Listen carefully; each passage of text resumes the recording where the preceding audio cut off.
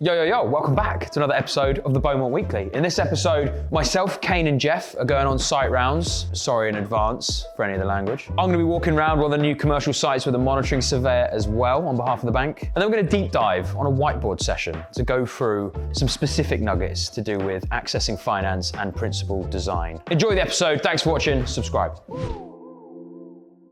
Buzzers bars behind it. I'm dying, I'm still like a little bit ill. We had a bit of a commotion here recently. So we got our value. We needed a £1.3 million valuation, GDV. We got a 1.33. So we got 30 grand higher on our value than what we anticipated, which is amazing. It means the scheme is unlocked for finance. And it means now we go through the process of monetary surveyors and legals. Legals are underway. Sorted some of that stuff this morning. And now we've got the monitoring surveyor meeting us here and our architect who works with us on loads of different schemes, Richard. And we're going to hash through this scheme, hopefully appease the monitoring surveyor, make sure she's happy with everything we've proposed, which then ultimately, between that and the legals, then unlocks the financing. We also had a fire here recently, just after we got finance signed off, which is very, very fucking annoying. Fortunately, it was a small fire and it was all sorted. But anyway, let's go inside. I'm Ryan, what's your name? Leanne. Yeah. This is Richard. Richard's our architect. Yeah. So Adrian will be completing the report. We had some druggies come in and set a fire on, which is great. Fortunately, it was minimal. With smoke damage, you see the smoke everywhere, but we had the structural engineer look at it, he signed it off, so it's all fine. We just need to strip it all out. We've got everything you possibly need other than an asbestos survey, which I think is happening literally next. I think that is the only outstanding thing you'll need, though. Everything else should be done. Yeah, literally, when you and legals just going through now as well, once that is signed off, we'll be straight in, albeit we've got the asbestos survey back, get those guys in, drip out lads. Nice one. So hopefully December at some point. 9 to 12 months, but I think we'll do it in 10. So we have a construction company. We're a developer, contractor, and a lettings and management agent. This will serve the apartments. Yeah, so this will be the main entrance coming in. Yeah. Just for the apartments. Oh yeah, which is going to be a cycle store and bin store and things. Oh, it's super spooky, that, isn't it? Oh yeah, look, like Halloween shit. I'm just saying, have a look at these cobwebs, yeah. Super spooky. Like, look at this. Like, notice how they're all black, like in that corner as well. Because of all the smoke coming through, it's caught on the webs. It's like a Halloween gimmick. Kind of spooky, that. All windows. Other than this, I think it's literally this one that stays, and the rest of them are all getting replaced, although the kids decided to smash the glass. So annoying, honestly, the amount of break-ins we've had. That's right though, isn't it, Richard? I think we are punching out a few more openings. There's a couple more openings I can show you on the... there's a couple, just in... It wasn't in as bad a condition when we bought it, but for us to do all of our site investigations, and the initial plan was to add a floor to this building. To do that, we had to get all the build-ups and everything else, so we just stripped everything off all the walls, brought it into the middle. We were then going to take it all out, but then we realised planning was going to take a lot longer, so we thought, let's just leave it. This used to be like a cultural hub here. It was such a big, like... A bit of a community. Yeah, space. proper community thing. And then Guy was still trying to run it, bless him, and COVID just killed him. We pick up loads of the stock, social clubs and institutes, they're just everywhere. Beautiful, it's all going very well. Our monitoring surveyor is lovely, and we've just spoken about an extension about here as well. Fire damage looks pretty minimal in size. A lot of smoke that's obviously damaged the cosmetics, but we don't care. We need to strip all of it out anyway. But there's no fire damage to the steel or anything like that. So happy days. And we've got our structural engineer, who you would have seen go around with Kane in another part of a vlog somewhere, and has confirmed all that. He'll send us his report, and hopefully this lovely lady is going to sign this scheme off for us, say it's all feasible. The legals are going to go, yeah, we're all happy and lawful, and then we're going to start on site in about 4 weeks' time. Fucking hope so. You can only hope in this life. See you somewhere next. So we're in the office, and we're going to do a little bit of a tutorial session on a couple items that are key to running a development business. And I'm going to explain them to you using the whiteboard. We're in the conference room as well, by the way. I don't know if you've seen this yet in a vlog, maybe you have, but this is a pretty bold idea. This is not the table. It's going to be the definitive table. We have a boardroom table coming, but it's not here just yet. But this is so close to our conference room. Let me see the door on, and we're finished. But anyway, you might have noticed in some of the last episodes of the vlog, we've been talking about Buzzers Bar and getting a valuation done. But I noticed some people are sort of going, well, what's the process there? So let me explain the process. So Buzzers Bar, we'll go Buzzers. This is a commercial to residential development where we're taking an old social club and institute, an old sports bar, and we have full planning permission now, which took us 18 months to get because of back and forth, COVID, all that sort of stuff, for 16 HMO rooms split across 2 separate 8-bed HMOs, and then we have 4 1-bed apartments and 2 2-bed apartments. So all of this was done. We got full planning permission for all of this. So planning is already approved. So once we got that approved, we then go to the banks. We've gone to multiple banks on this scheme. We've got screwed on one valuation that valued it at 985, and I know that they completely screwed it because I provided a full valuation pack, which proves our rental values for the HMO rooms, comparable values for the flats, and we had it at about almost bang on the nail of 1.3, and that's what we wanted as a valuation. We then got a £985,000 valuation from a valuer who tried to say we'll only get 300 quid a month for the HMO rooms, used a disgustingly generous compressed yield, meaning they looked at, I think it was about a 14% net yield on the HMOs at a much lower rent as well. And then the apartments, they just compared to some local social housing apartments. So we got screwed on that. So then we went sort of back to the drawing board and went, okay, and the market at the time was bad. This is like sort of, Liz Truss drama going on in the financial markets. So banks, and valuers weren't being too friendly with their valuations. This was a problem at the time. So we then got a private valuation done. Based on the parameters that we set out on our end specification, proving our rental values, all our tenancy agreements, which we did for the previous valuer as well. Private valuation came in, bang on the nail, 1.3 million. So then we went, okay, now we've got that ammo, let's go back into a financing round, found the right lender, got the lender through, valuer came back on behalf of the lender, and that cost us £5,000 for that valuation. £5,000. The valuation we had done before with the other lender was about 1,500 quid, and the private valuation we got done was about 2,500 quid. Then we spent £5,000. The reason we spent more, although it's a large commercial scheme worth 1.3 million, it's kind of small numbers in the grand scheme of things, but it's risk because they could come back and say, yeah, it's worth 985,000 again, then we're sunk. 3 valuation fees. But instead, they came back off of a £5,000 valuation. They came in at 1.33 million, which is 30 grand higher than the 1.3 we wanted. And I was a very, very happy man. And so as our broker called me up and went, you're not going to believe it. And I was like, at first I went, oh fuck, here we go. And he went, it's weirdly good news. They've gone 30 grand over our 1.3 estimate, which is amazing because that means the whole facility works, it unlocks the capital we need, etc. So valuation done. From planning approval, we submit to financing, we get the valuation done, then we get 1.33 million. You've seen me meeting the valuer through the vlogs on site there, going through it with them. They then give that back to us. Now, what we could have done when we instructed this lender, which is Avamore lender, we could have also instructed the monitoring surveyor and the legals at the same time. Monitoring surveyor on this is £3,000 for their initial plan check. So that's the MS, monitoring surveyor. And then they're about £1,000 for their drawdowns. So when they come and certify the works throughout the course of the project. But the initial plan check is £3,000. So we could have paid that at the same time as we paid that. And we could have also paid what is £4,500 on the lender's solicitors. That's the lender's solicitors. So we could have spent another 4.5, 3. We could have spent another 7.5 grand at the same time to get ahead of that process. So we're getting the valuation done, legal side and monitoring surveyor all at the same time, all guns blazing. But if that valuation came back as a bad valuation, then we've wasted all that money and time as well. So we don't like taking that risk. We'd rather get the valuation done first, then...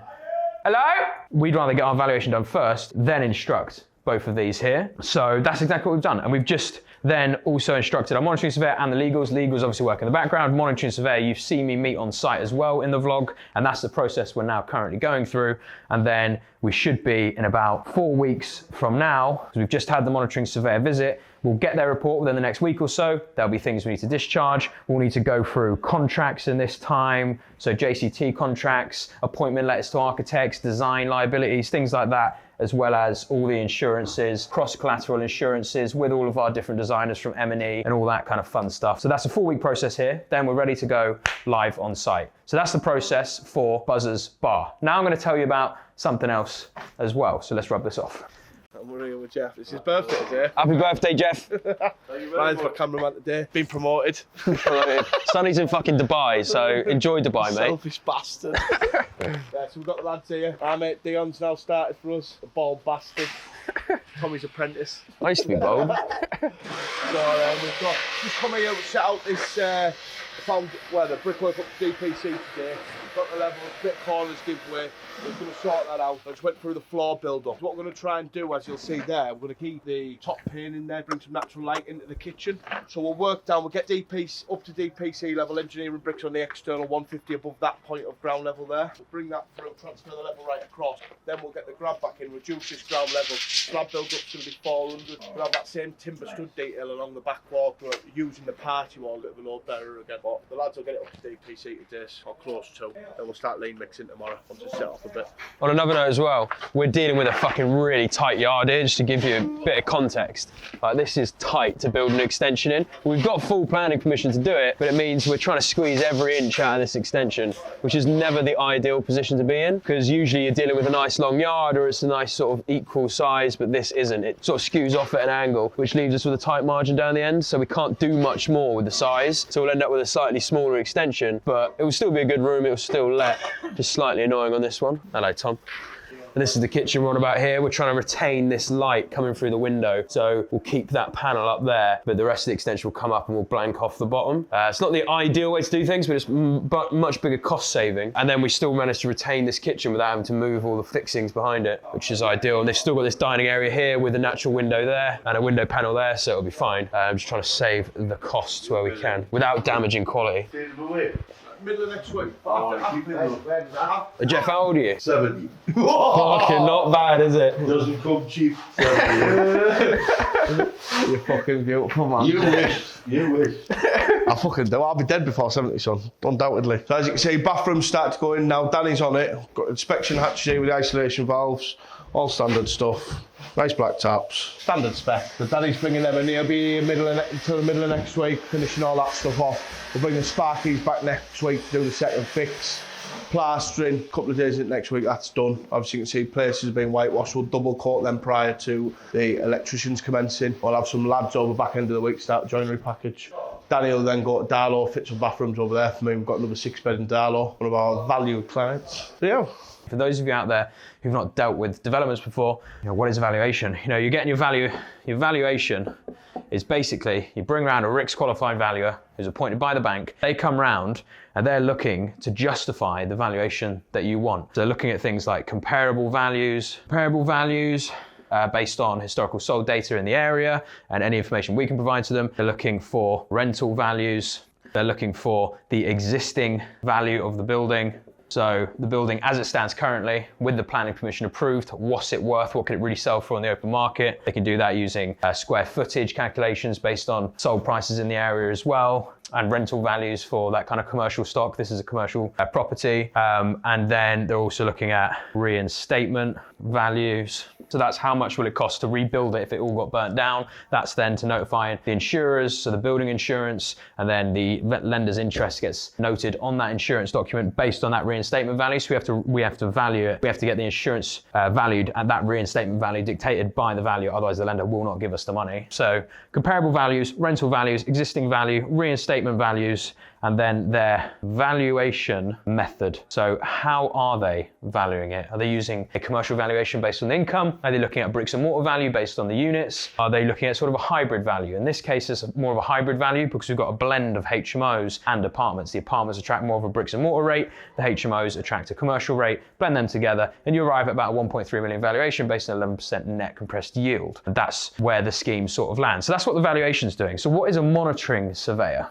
So the monitoring surveyor, when you're going for development finance, there has to be someone, they're acting on behalf of the lender to come in and say, okay, you're going to do this with that property. You're going to take this old social club and institute and turn it into 16 HMO rooms, 6 apartments. What are all the works involved? Where's your detailed bill of quantities? Where's your schedule of work? Where's all of your contracts? What surveys have you had done so far? What's the income and feeds like in the building? And what do you plan to upgrade them to? What's the external package? They're looking at everything you're going to do, and so that they can then monitor the costs that you're proposing and say whether or not they think that's sensible, which is the first plan check, that first $3,000 cost. They're doing all of that work on behalf of the lender to ensure that the works proposed are feasible within the cost that we're going to borrow from the bank. So they're doing an initial feasibility, if you like, on the overall scheme costs, but they're also looking at contracts and insurances, as well as all things design liability. So that's things for your contracts like your JCT contract. In this case, we are the contractor and the beneficial owner of the building. So we have